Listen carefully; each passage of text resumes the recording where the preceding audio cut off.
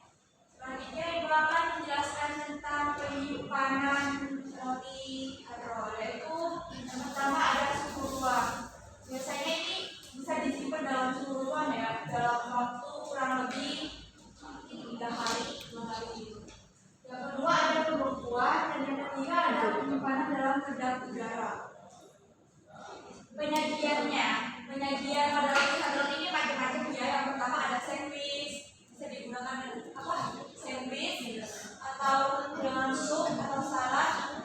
Terus sebagai hidangan pendamping. Sebagai sandwich ini harus sering digunakan sebagai roti untuk sandwich. Anda bisa memotong roti menjadi dua bagian lalu menambahkan isian seperti daging, keju, sayuran atau bahan-bahan sesuai selera. Dan yang kedua ini ada dengan sup atau juga sangat cocok disajikan bersama sup atau salad.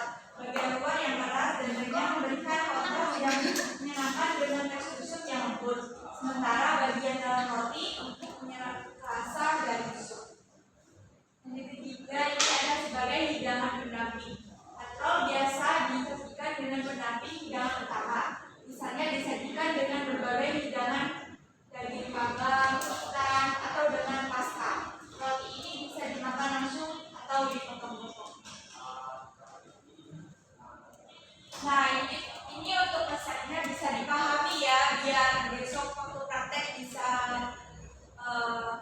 menyesuaikan dari bahan-bahannya. Yang pertama ini ada flour. Biasanya yang digunakan katrol ini menggunakan tepung protein tinggi ya. Dan yang kedua ada bread improver, ketiga ada instant yeast, yang keempat ada crystal sugar, yang kelima ada ice water, dan yang keenam ada salt, dan yang juga ada butter. Ini ada cara membuat katrol yang benar ya, bisa diikuti resepnya ini. Yang pertama ini ada proses pertama ini mencampurkan semua bahan kering, lalu diaduk rata. Lalu tuang air, ini air dingin ya, bukan air hangat, sorry. Ini dituangkan air dingin sedikit demi sedikit ke dalam campuran tepung dulu sehingga dicampur rata. Terus yang kedua ini dimasukkan lemak sama garam.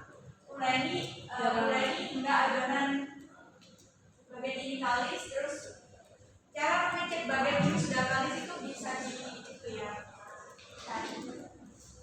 Terus yang keempat ini bulatkan adonan, diamkan selama kurang lebih 15 menit cukup, hingga mengembang.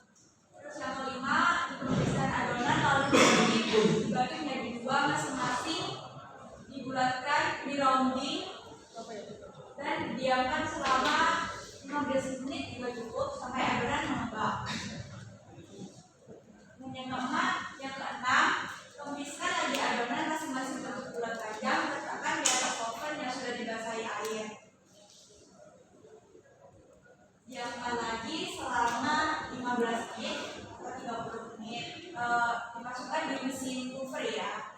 Terus habis selanjutnya ini dipanggang dalam oven yang sudah dipanaskan dengan api sedang, dengan api sehingga permukaan berwarna kuning kecoklatan selama 30 menit. Itu sudah cukup.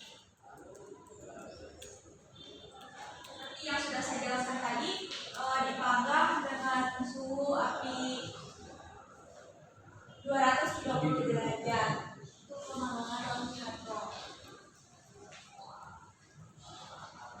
Di sini ada 3 soal dikerjakan individu lalu dikumpulkan ya.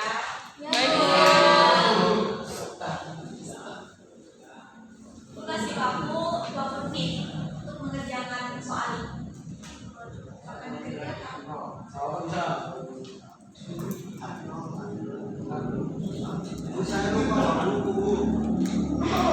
Gimana, udah selesai kan? Udah cukup ya waktunya. Silakan dikumpulkan ya. Baik. Yang ditanyakan untuk pertemuan hari ini. Ada yang pindah kemana?